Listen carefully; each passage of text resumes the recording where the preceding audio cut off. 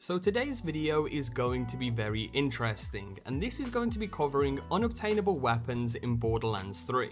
Now all of this started from a comment one of you guys left on one of my videos, stating that you had weapons that were unobtainable. And after doing a bit of research into this online, you can actually find a lot of information about these.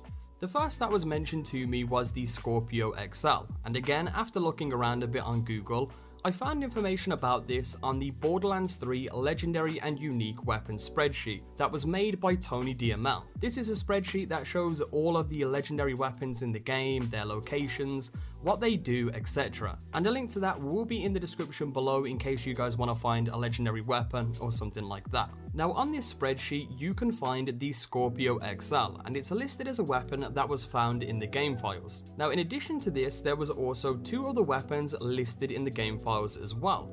These are the Mongol and the Rhino. So after finding these on that spreadsheet, I dug a little bit deeper and looked online again, and you can actually find more information about each of these weapons on websites like mentalmars.com and lootlemon.com. These will actually show you the weapon views, what they do, what they reference and stuff like that, which is very, very interesting. Now what's even more interesting is that I had someone drop me these weapons so we can take a closer look at them.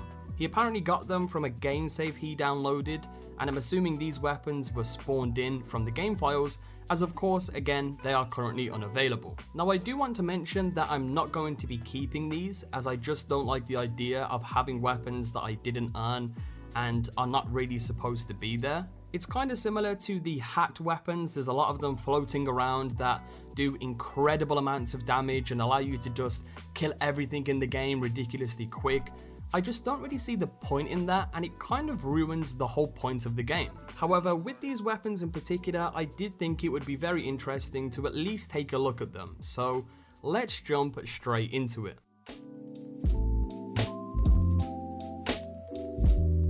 Starting off, we have the Mongol rocket launcher, and what's funny about this is that this is a weapon that was actually shown quite a lot in the pre-release footage for Borderlands 3. There was quite a few YouTubers that were flown out to an event to capture gameplay and upload to their YouTube channels. I wasn't a part of that event at the time, and during that event, the weapon was spawned in and people were actually able to showcase it. So because of things like that, a lot of us assumed it would be available at launch, and of course, turns out it wasn't. So taking a closer look at this now, you can see the level 50 stats for this on screen. But how the weapon actually works is it initially shoots out a large rocket, which then releases a cluster of smaller rockets that follow that large rocket's flight path. And these actually do a decent amount of damage. It's nothing incredible, there is obviously better weapons to use in the game, but it is pretty good. Because of the way it shoots, of course, you would want to keep a bit of a distance between you and the enemy to make use of that cluster of rockets that it makes.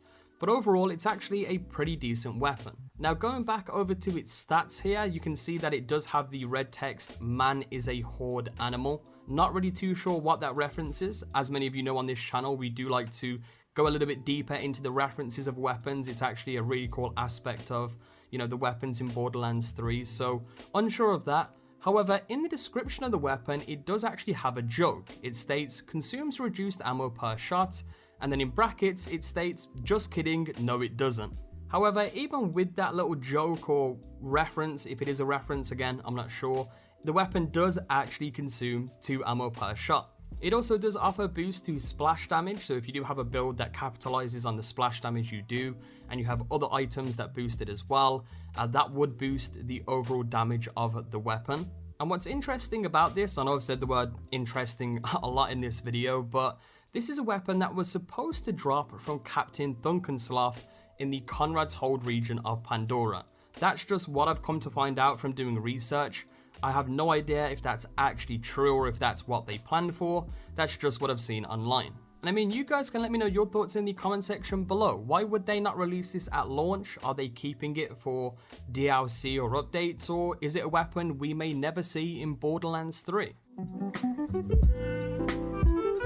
Up next, we have the Scorpio Xl, and this one is really, really cool. I do wish this was available at launch, but this is actually a reference to Roland and his Scorpio turret, and even sounds like it as well when you're shooting the weapon. Now, because this weapon is manufactured by TDR, when it's thrown, it's then reloaded and turns into a shielded turret, very similar to that of Roland's Scorpio turret, which is just goddamn awesome. It's really cool to see a weapon like this, technically in the game, but not quite in the game. But in terms of the actual turret, you can throw down 6 of these, I believe, before the turrets start exploding when you throw the 7th out. So you can have 6 of these at once. They do actually have very, very little health, which is kind of understandable because when you have a lot of these out, it will shred enemies very quickly. It does the same amount of damage as the weapon itself. But because of the little health that shielded turret has, it's very, very easily taken out. Now, the level 50 stats for this weapon will be shown on screen, and it also has the red text, mobile oppression for pennies a day, which is a reference to the mobile oppression palace from Futurama. Heat-seeking missiles are useless against a mobile oppression palace. The gun also has boost to weapon accuracy, but has decreased weapon damage overall. Because of this, the weapon doesn't do that much damage. You, of course, could get by with this if it was obtainable. And of course, the reference itself is really cool and would be worth having regardless. But yeah, it doesn't do too much damage. And again, after research online, it seems that this was supposed to drop from Judge Hightower, which for those of you who don't know is one of Zero's target of opportunity crew challenges in the electricity region of Promethea. Going back over to the legendary weapons spreadsheet here, it does state that it was a bug. Not entirely sure again if that's true. Whether or not they intended this weapon to be in the game or are waiting or may never release it, we will never know. But overall, it's a pretty decent gun and one that I definitely wish was available right now. And for the final weapon of the video, we have yet another rocket launcher, and this one is called the Rhina. Now, the Rhina is manufactured by Torg, and taking a look at this thing, it looks incredible. Now, how it works is it charges up and shoots out 2 large elemental orbs that are very slow moving, but they produce these elemental coils that attach to any nearby enemies and do continuous elemental damage. And after 3 seconds, these orbs then explode and shoot out fast elemental rockets at all connected enemies. And these rockets actually do a great amount of damage. Now, taking a look at the level 50 stats for this again, they will be shown on screen. It does offer boost to splash damage and also has the red text.